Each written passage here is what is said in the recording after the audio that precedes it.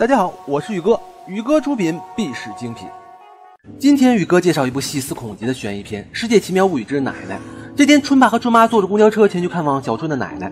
平时婆媳关系就不好，春妈不高兴地抱怨，难得的周末就这么被搅黄了。春爸说，因为妈妈平时很孤单的。春妈继续抱怨，为什么老大从来不去？你是老二还懂这么积极？春爸说，因为老大家里没孩子呀，而且妈妈上次抱小春的时候，他还是个婴儿，长大以后就一直没见过小春。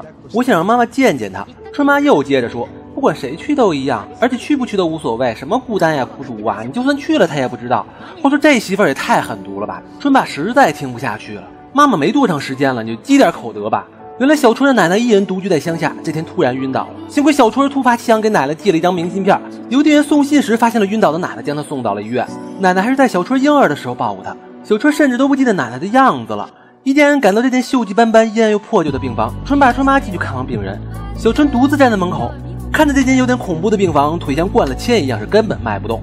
老爸老妈探出头来张望，呼唤他快点来看望奶奶。胆怯的小春只好挪动双腿来到病床前，奶奶毫无意识地躺在病床上，全身已经瘦得皮包骨头了。老爸让小春伸出手去握握奶奶的手，突然小春看到这只如同骷髅一般的手猛然动了一下，惊恐地和爸妈说，动了，奶奶的手动了。春妈一直盼着婆婆早点死，下意识地说，这怎么可能呢？说完才反应过来自己失言了。小春再次向病床上望去，只见奶奶的腹部插了无数条管子，太恐怖了。这时医生喊春爸出去说有事儿要说，于是春妈让小春先留在病房，小春不敢一个人待在这儿，想跟着大人一起出去。最后在老妈的严厉呵斥下，小春只好留在这间阴森的病房陪着奶奶。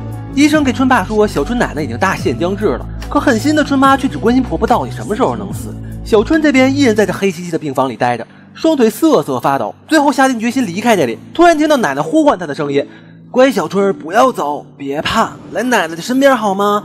病床里还一闪一闪的。于是小春鼓起勇气拉开窗帘，再次来到床前。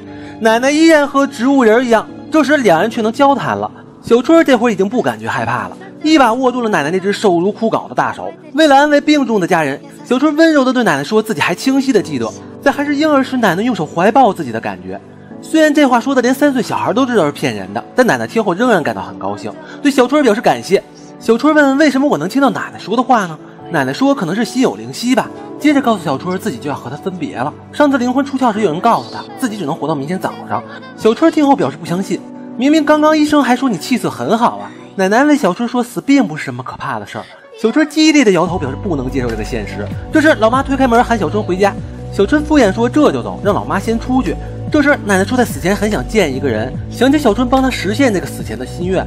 小春问自己该怎么做，奶奶说想和小春互换一下身体，自己第2天就回来，不会让小春死的，自己只需要1天时间。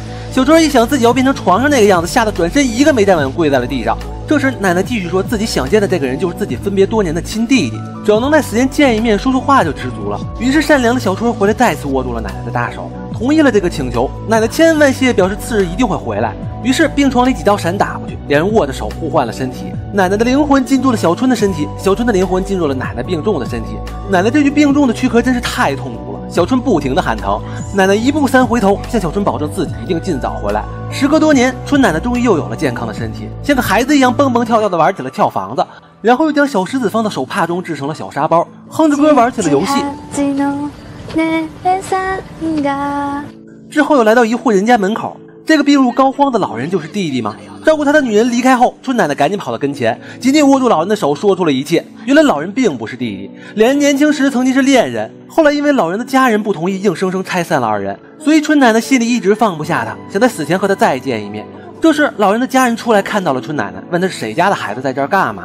春奶奶说了几句瞎话，想把他糊弄过去，但还是被女人捉住送到了学校。得知消息的春妈进门就扇了几大嘴巴，春奶奶撞到铁柜上，殷红的鲜血顺着额头流淌下来。小春这边病情加重，眼看就要支撑不住了，痛苦的小春心中不停喊着，奶奶快回来救我。春奶奶冲出学校，打了一辆出租前往医院，但黑心的司机送到半路就不管了。他拼尽全力深夜徒步向医院赶去。可怜的小春病得愈来愈重，眼看就要离世了。东方已经露出了鱼肚白，天已经渐渐亮了。春奶奶终于气喘吁吁地冲了进来，太好了，赶上了。奶奶在病床前感谢小春付出的一切，换回了身体。之后春奶奶就像之前所说的一样，永远的离开了人世。不知不觉间，小春也渐渐长大成人，已经变成了一位40、50岁的熟女。不久之后，爸爸也离开了人世，一向让的妈妈也在前几天过世了。妈妈最后3年也和奶奶一样，干枯的身躯受尽了病痛的折磨。这时，她又用熟悉的动作给手帕打的绳结，将它制成了一个小沙包，哼起了熟悉的旋律。这个旋律你们还熟悉吧？这不是春奶奶之前唱的歌玩的游戏吗？原来春奶奶并没有将身体换回去，竟然让小春替她去死了，因为她想要报复，她要让狠心的儿媳妇受到和自己同样的折磨与痛苦。这部号称《世界奇妙物语》里最恐怖的一集，你们看完有什么感受呢？喜欢宇哥的视频，请订阅关注，获取第一时间更新。对了，还有别忘记转发哟。